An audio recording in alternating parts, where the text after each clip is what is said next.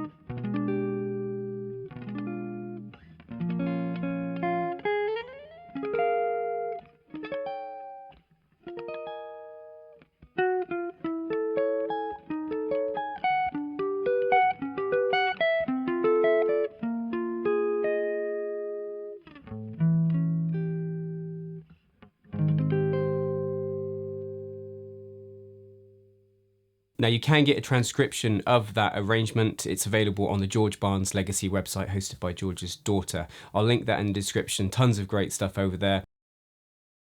The first thing we'll look at is his use of the tritone substitution. Yes, a very common substitution, but he uses it very skillfully here.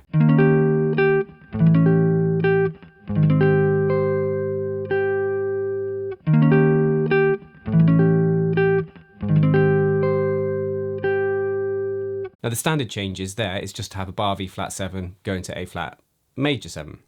So what he's done is he's put the tritone in and very skillfully done it because the melody note can then remain the same. So on the E flat, G is the top note, the melody note. That's the third of that chord.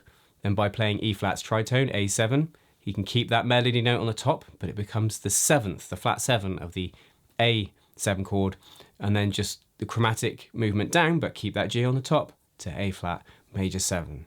For me, what that does is that nice fall to that A flat major 7. It's more of a journey and a movement to the chord, whereas if we just stayed on the E flat, it would be very static. I always like to see how things are in C major because it's obviously the great key to branch out from. So let's take that to C major. It would be like this.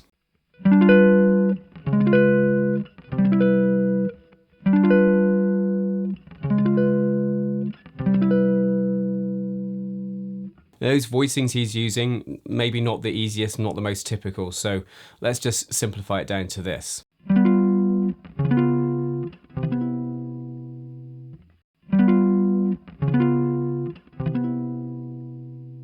You still get the movement, the same feeling of that tritone, but just it's easier to play. Put it into a 2-5-1 and for a smoother transition, I might do something like this.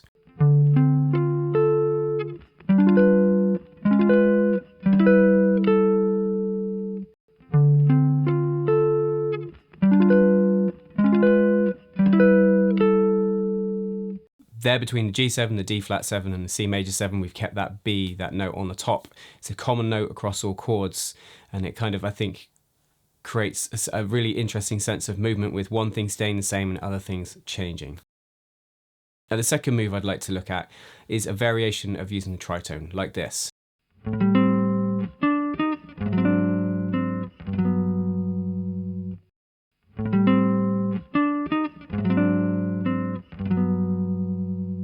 the standard changes here in the song are usually A minor 7, D7, G major 7.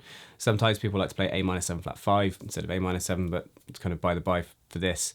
And what he's done is replaced the D7 with A flat 7. But that's not just your regular tritone, because he's altered it to have a flat 5. Not only does that allow him to capture the melody note at that point in the song for the chord melody, but I think it also just adds a little bit more tension than the regular tritone. If we had a 2-5 in C major, we could do something like this, where we replace G7 with D7 flat 5.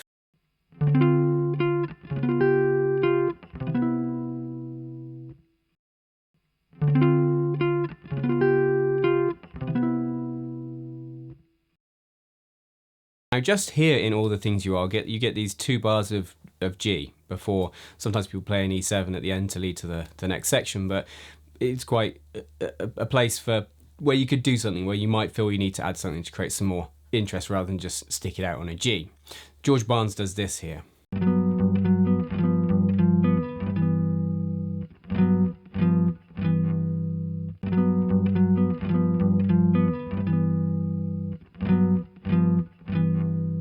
So he's arpeggiating going between G major 7, G7, and G6. So you get that 4 from the major 7 down to the flat 7 down to the 6. So you're going from one major chord through the dominant to another version of G major with the 6. Let's say we had a 2-5-1 in C major.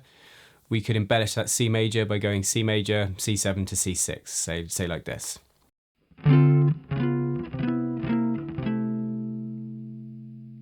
Now going between major 7 and major 6 is something I often do as a way to create movement on a static major chord.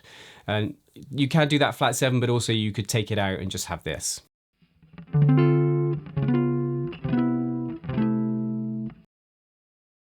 The third move I'd like to look at is a way you can embellish the 1 chord. So All the Things You Are is in the key of A flat major. And what he does at one point is he goes between chord 3 to chord 1. But he does it with an inversion. So he does C minor 7, going to A flat major 7, or A flat major really, with C in the bass. So the bass note remains the same, like this.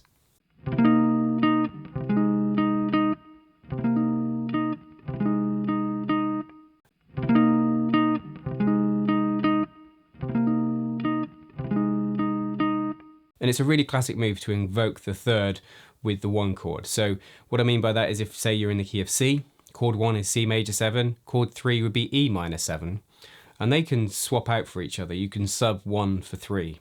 And one thing I sort of thought about, you could do something like this in a 2-5-1, where on the C major 7, you're going to first go E minor 7 to C major 7, and I'm doing it using inversions to make things a bit smoother.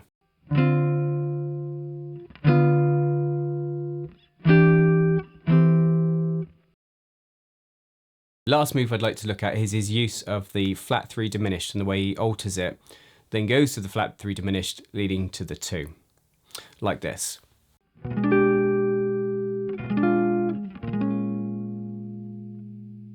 In that example, the first chord he played is a kind of variation of the diminished for me. It's a diminished with 1 note raised on the top.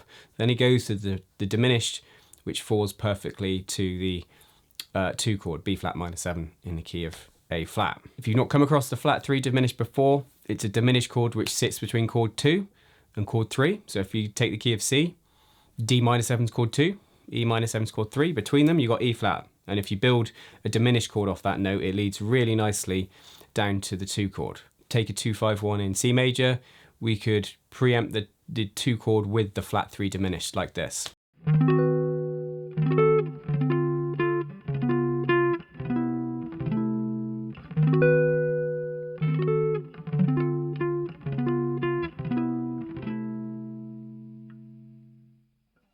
So I hope you can find some examples to take away there to integrate into your own playing.